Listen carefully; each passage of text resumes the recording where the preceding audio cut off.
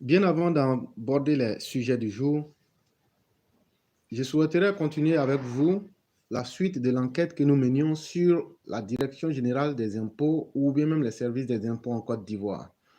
Et donc, relativement à ce que je vous disais hier, depuis New York, j'ai continué l'enquête sur ce que je vous avais dit hier.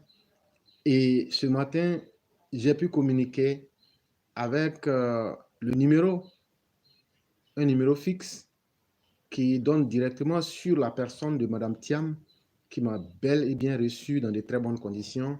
Et nous avons bien discuté cordialement et aimablement.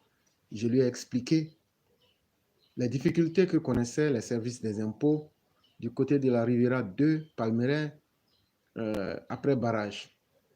Et elle m'a dit effectivement, après avoir pris au moins 1 heure ou 2 heures du temps, elle m'est revenue et elle m'a effectivement confirmé que ce centre connaît des problèmes, notamment depuis pratiquement 2 semaines. Les usagers, c'est-à-dire les contribuables qui vont payer leurs impôts, il y a un problème de connexion interne qui fait qu'on n'arrive pas à délivrer des reçus enregistrés et numérisés aux différents clients. Et je lui ai demandé, comme je vous le disais, elle dit que cela dure depuis 2 semaines et que ce n'était pas la seule structure qui en souffrait, parce qu'aussi à Portbo, le service des impôts aussi était dans la même situation.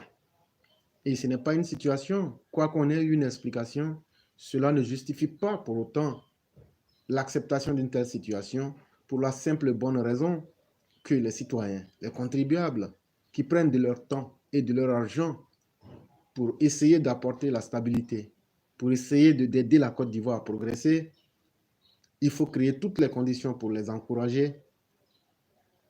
Et le minimum serait qu'on puisse quand même leur donner les reçus lorsqu'ils ont payé de l'argent.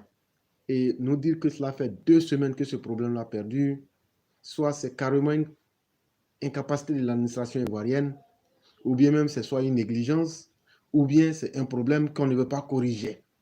Parce que dire, si je prends le cas par exemple de la Riviera 2, le service des impôts de la Riviera 2, Carrefour après Brage, nous dire que depuis plus de 2 semaines, on n'arrive pas à corriger un problème d'Internet, cela devient pour moi en tout cas très ridicule et très inacceptable pour une administration qui se veut compétente, moderne et proche de la réalité et proche des contribuables.